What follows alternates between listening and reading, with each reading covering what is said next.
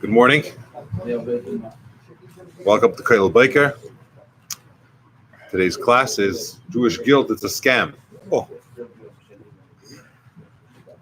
There was once a woman who was learning the Parsha of the week. Every week she would learn it, she would read it. And when she came to the Parshas that we're learning now, these portions, it discusses the sale of Yosef.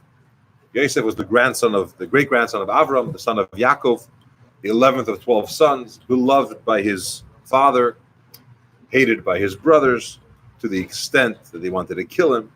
They ended up selling him as a slave. Young boy, teenager, 17 years old, he gets sold into slavery, no chance for ever coming back. She's reading the story, and she's crying, bitter tears, sobbing. So her grandchildren come over to this elderly bubby and say, "Why are you crying?" He said, "Well, what do you mean? It's so sad. They sold their own brother, poor thing. He's now a slave, ripped out from his father's home." Okay, listen. The next year, it comes the same parsha again. She's reading, and she's not crying. So they asked her, "What changed? You don't feel bad anymore? You don't care?" I mean, it's the same exact story. So she says, "I don't feel bad, because he should have learned his lesson last year. You don't hang out with these people. You shouldn't have went there. You wouldn't have been sold. It's his fault." Jewish guilt is something which is spoken about a lot. There are those that say that every Jewish mother is a travel agent for Jewish guilt. But let's explore a little bit the Jewish perspective to guilt and how we're supposed to view these things. And of course, the context today is the Parsha. After 22 years since they sold Yosef, he ends up a slave in Egypt. Then he gets imprisoned, falsely accused of the worst of crimes. Ends up in prison. Gets a name for himself as someone who knows how to interpret dreams. F.R.E.E. has these terrible, disturbing dreams.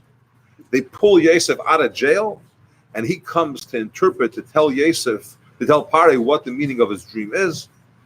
F.R.E.E. likes it. It happens to be accurate. There's going to be 7 good years. Egypt is going to have a tremendous, flourishing economy. Produce is going to be abundant.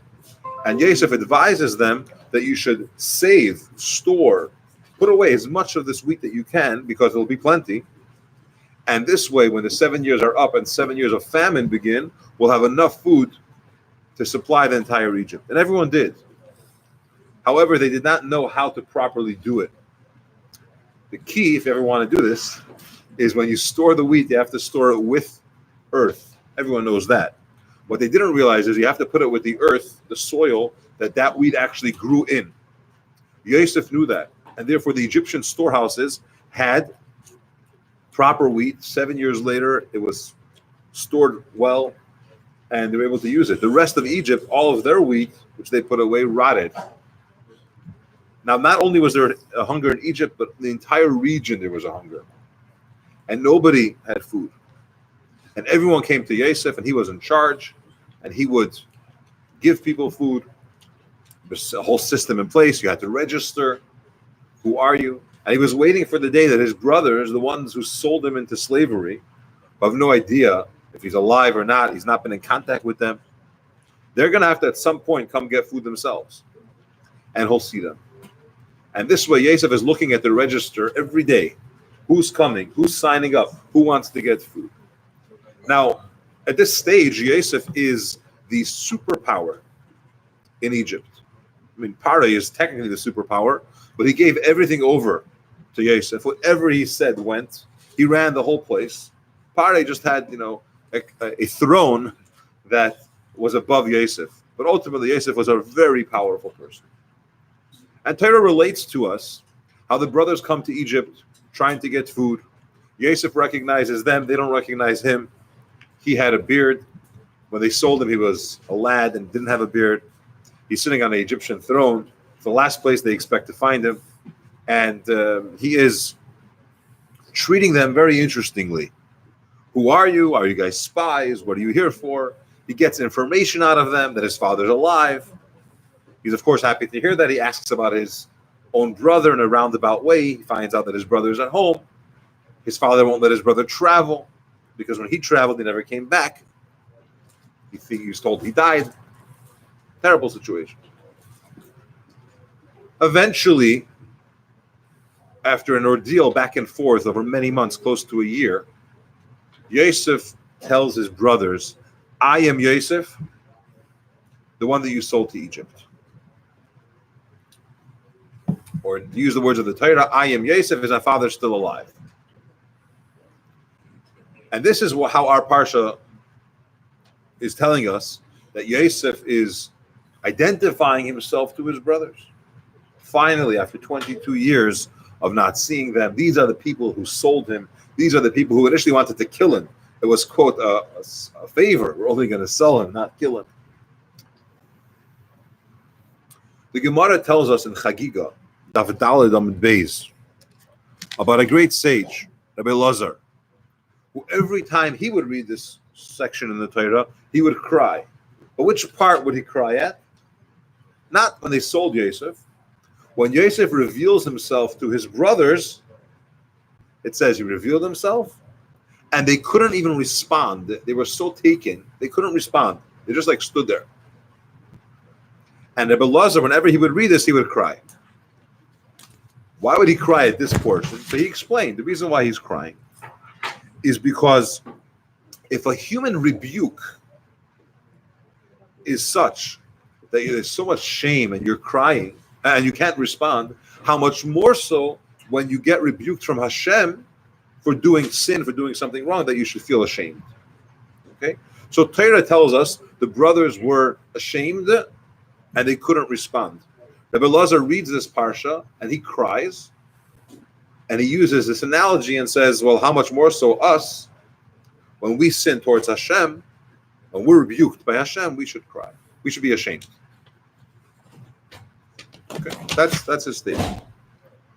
Now, So why was he crying? He was ashamed himself?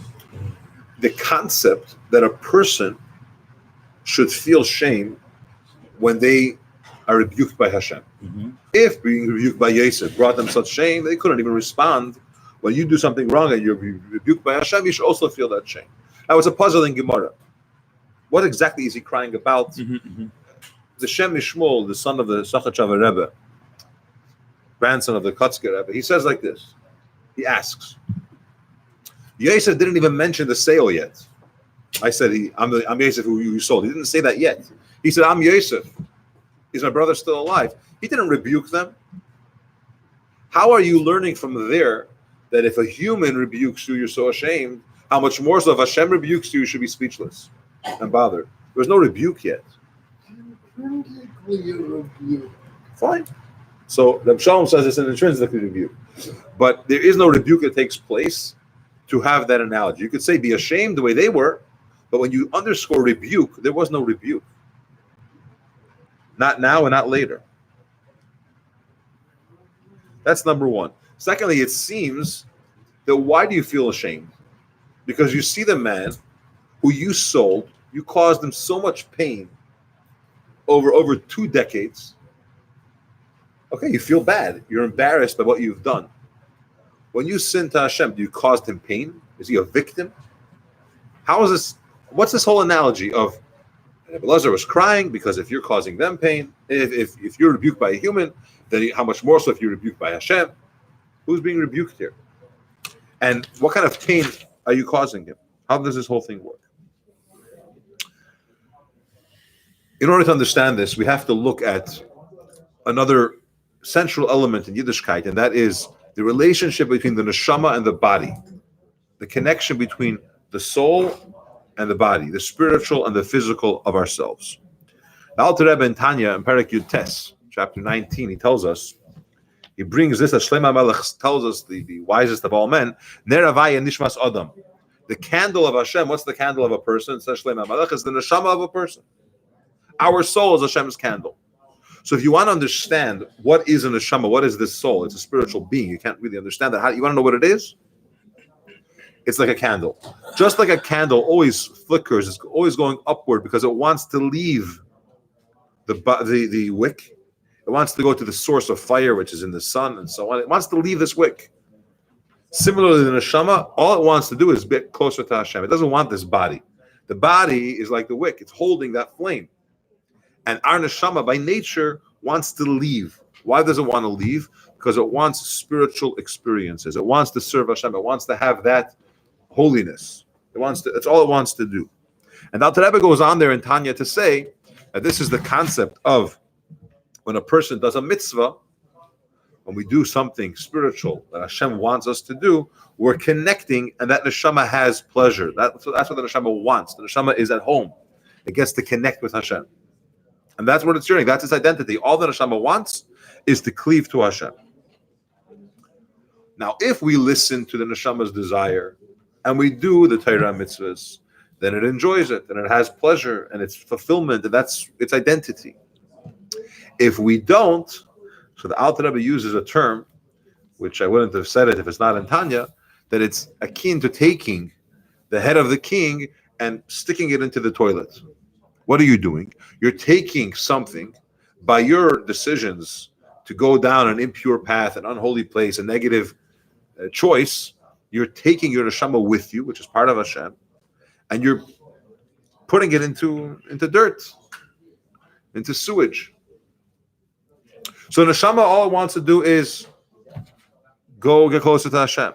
When we do that, we're putting it into a gullus. We're confining the neshama. We're constraining it from allowing it to do what it wants to do. Okay? And the Rebbe brings this in a beautiful explanation in the Maimer. The Rebbe says that when you do an avera, when you do a sin with your neshama, you're doing the same thing the brothers did to Yosef. What did the brothers do to Yosef? They sold him away into slavery. They sold him away into confinement. Your neshama has that same experience when it can't serve Hashem, and you make the decision and send it away to do some kind of sin. It's foreign, it doesn't want it, and it's pained. So here we have this analogy from Chassidus: brothers selling Yosef is us selling away, if you will, our neshama. Now, this could be it doesn't have to be a one-time deal and it's over. Every time a person makes that wrong decision, his neshama, his Yosef, his part of Hashem is being sent away. And that's, of course, a tremendous pain. The whole being of the neshama in this world is a pain. Because the neshama never wanted to be here in the first place. The neshama was forced to come into this world. Now, thankfully, it's forced to leave. It doesn't leave either. But the neshama wants spirituality. It enjoyed the Shekhinah, Hashem's presence. We could provide that for the neshama every time we do a mitzvah. You daven, you learn, you help someone out, you think the right thoughts, you say the right things. All of these decisions that you're making, your neshama is having more of that attachment to its source, more of that attachment to Hashem.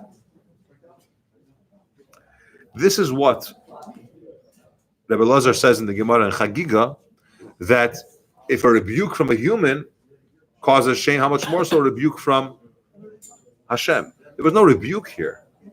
The Shvatim came to the realization. They looked at Yosef. He said, I'm Yosef. They're like, whoa, what in the world did we just do to this person? Not just, but what did we do to this person? A Yid is not rebuked by Hashem. You realize, one second, I have a neshama. My neshama is precious. Right? They're looking at Yosef on a throne. They realize how capable he is, how good he is, what type of person he is. We look at our own neshama and say, what did I do to myself? I sold my soul away. That rebuke, not verbally, it's an internal realization that tells a person, hey, I'm ashamed that I behaved that way. Because it's not fair, it's not nice, it's mean to the neshama to bring him into that situation. So Rabbi Lazar is crying because this is what a Yid does when he serves Hashem. It makes a mistake, he thinks about it. And he thinks about not punishment of what happened, what's going to happen as a result. Not, oh my, this is such a terrible thing and who knows what's going to happen to me. But I feel bad of what I did to my neshama. My soul is now in enslavement. I caused it pain. And that's why he's crying. So the shame here is not of how bad I am, but what I caused. I could have avoided this, but I didn't. Now, it's interesting because in Chassidus we have this emphasis that guilt is a very dangerous feeling. It's powerful, but it's also dangerous. When a person feels guilty about something he did wrong, it could be very debilitating.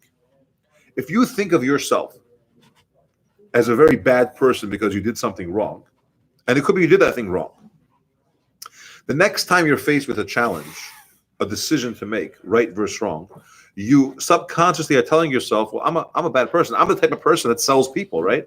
That's what the brothers did. So if I sell people, then I'm also the type of guy that does A, B, and C. So guilt is dangerous. It's important, but you have to be very, very careful with it. It has to be a designated, a very specific, a very empowering type of feeling, not just, oh, I did something wrong. Then you feel bad about yourself, and then you don't feel motivated to do the right thing afterwards. Let's look at how Yosef responds to his brothers. By the way, there's a beautiful medrash that says that from Pasuk and Shir Hashirim, Mi tencha ka'achli. We turn to Hashem and we say, be like my brother to me. Be like a brother to me. Be like a brother to me. Be like Yosef was to his brothers. They sold him into slavery. Did he rebuke them? Did he punish them? He is now the strong one. Then it was 10 against 1. He was helpless. Now he's on a throne. The most powerful person after F.R.E.E. He could do with them whatever he wants. And yet he does nothing. Not even a word.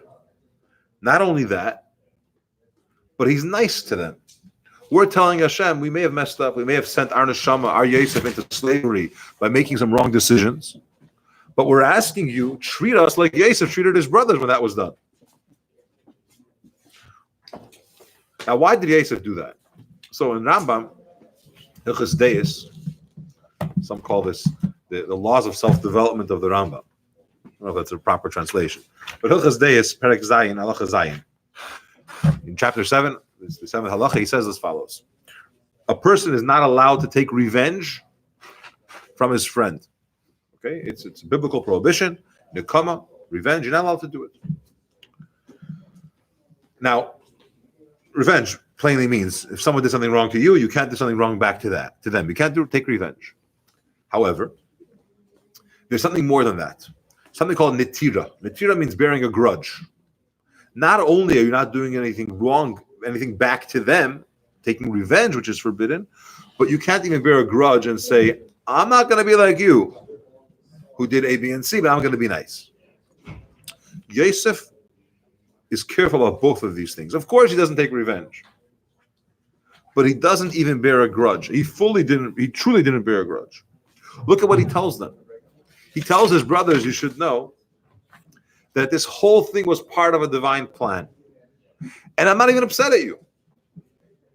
You may have wanted to do whatever you wanted to do to me, but Hashem had a plan. Hashem wanted me to be here so that I could provide for our family during the time of hunger. It's got nothing to do with what you intended or what you tried. Okay, Yosef not only does not take revenge, not only is not bearing a grudge, he tells his brothers, don't worry about it. I'll take otzvu, don't be sad. This is part of Hashem's plan. This is what he wanted to happen to us. It's perfect. This is great. Don't feel bad. I want to ask you a question. And by the way, those that are watching, you're welcome to comment, subscribe, share, like, if you like. If you do something wrong, should you not feel bad about it? Forget the revenge part, the grudging part, nekama, netira. What's Yosef telling his brothers? I'll take utzvah, don't be sad. If you did something wrong, you should be sad about it. Do tshuva about it. Maybe I shouldn't tell you, but I don't have to tell you not to be sad. You have some stuff to take care of. Okay, they already took care of it. But why is he telling them, don't be sad? There are two methods that Yosef could take regarding what happened to him. He was sold. First, he's a slave now. What attitude can he take? Number one is, as a good Jew, it's a bad thing that happened, but there's a purpose to it. It's terrible that my brother sold me. It's terrible that I'm a slave. It's terrible that I'm in jail. But Hashem has some kind of plan. Okay. So it's bad for a good reason. There's another approach. Hashem has a plan here. What's happening to me now is good. Not bad for a good reason. This itself is a good thing. And that's the attitude he took. It's a subtle difference, but it's a huge, huge difference. The reality is the same. He's a slave. But either he's saying, it's terrible now, but something good will come out of it, or this is part of a good plan, and therefore this experience is good. I'm on a mission. I have a purpose. Hashem chose me for this. I'm going to accomplish something with this. Yosef understood that you didn't have to be in Mitzrayim. It's part of the plan. Okay, it's part of the Bris Ben Absarim. From Hashem to Avram, the Jewish people are going to be slaves in a foreign land. There are two ways to get there. You could get there in chains, or you could get there as guests of royalty. And Yosef looked at himself. This is going to happen, and thanks to what Hashem is doing to me, it's going to happen in a great way. Yes, he's separated from his family, and yes, he was in jail, and yes, he was a slave, and all the terrible things. But he said Hashem is doing this because he wants the Yidden to come here, or they have to come here, in a nice way, in the most comfortable way, being provided for. They were living in the best part of Egypt. I don't know, some people say it was suburbia, some people say it was the heart of downtown, wherever you like to live. But the point is that Yosef's approach to life was, what's happening to me now is a good thing for a good reason, even the negative. And therefore, when he looks at his brothers, he says, don't be sad. Because if you're going to be sad, you're going to look at yourself as a bad person. Of course, whatever you did tshuva already, you have to take care of it. I see that you've changed. I see that you're risking your life to save your younger brother Binyamin. You're not the same people that tried to sell me. What was the whole point of the setup? Why did he threaten to keep Binyamin here? He wanted to see the same Yehuda who said, let's sell him for the price of a pair of shoes, frankly, is now risking his life, threatening to kill the viceroy of Egypt to get Binyamin back. What are you sad about? You've changed. You've done tshuva. You're a different person. That's the ultimate tshuva. You have the same exact opportunity. And by the way, Binyamin was accused of stealing. Okay, he was planted there, but he was accused of stealing. There's a medrash that says that the brothers, when they saw the becher was the goblet of the king was in his bag, they said, "You thief, son of a thief! Your mother Rachel, she stole trafim, she stole avodah zarah from Lavan. Why? Because she wanted him to get away from avodah zarah. Right? You saw the king of Egypt, the viceroy of Egypt, with this goblet who he claims could tell the future and tell the past. And he's telling us who's born who and who killed Shechem and all these type of things. You figure that's idol worship. You took it also. You meant well, but you're a thief. I'm not sticking up for you. I said I'll protect you, make sure nothing happens to you. You don't fall off the donkey. But I'm not. If you stole, it's your problem. You're 30 plus years old, 32, 33, whatever he was. It's your issue. He has 10 sons. He's not a baby. And Yehuda says, no, it's my brother. I'm going to stick up for him. I'm going to risk my life for him. I'm bringing him back. When Yosef saw that, he said, what are you guys sad about? Don't be sad. This is the past. And it was for a good reason. So guilt is a very, very dangerous thing. You have to be very, very careful with it. It's positive when it propels you somewhere, when you're in control of the feeling. But it could also be very damaging. When a person sees themselves as bad and they see themselves as not able to do the right thing and so on. This is also how we look at our own service to the Eibishter. When someone does something wrong, he has to look at himself and say, Al te'atzu, don't be sad. I have to see the silver lining in what that I did wrong. Let's not talk about between people. You hurt someone else, you got to ask for forgiveness, and you have to return what you've taken and so on. But if you did something wrong between you and Hashem, there's two ways you could go. You could say, I'm bad, and you're sad, and so on. Or you could say, Hashem, help me find the possibilities and the opportunities that I have as a result of that. I did tshuva. But now I want to grow from that. Now I want to have that deeper connection. It says a person that does tshuva is on a level greater than a tzaddik. Okay? for many reasons, right? Because when you've messed up, it takes a lot more effort to do tshuva. It takes a lot more effort to get closer. So you look at the Avera and you say, thanks to the Avera, I'm now in a better place. Now, you can't go plan that in advance and do a couple of things to get in a better place. But after the fact, we look at it and we say, oh, I'm much better than I was. So instead of being sad, okay, you have to deal with the problem. You have to clean up the dirt. But once you get past that, you can't live with that for the rest of your life. It's not a positive thing. So in Chagiga, Rabbi Lazar is crying when he reads it because he says, look at the brothers. They saw what happened. They realized their mess up. They couldn't even speak out of shame. We have to have the same approach. We see what we've done. No one rebuked us, but we say, I feel so bad. I can't even talk. And Yosef comes along and says, Al te'atzvu, don't be sad. This was a plan. I viewed it as a plan. You should also see it as a plan. We're in a better place now. Hashem wanted this. That's how we grow. Have a good Shabbos. Those that are watching online, please like, share, subscribe. Slacha. Yeah.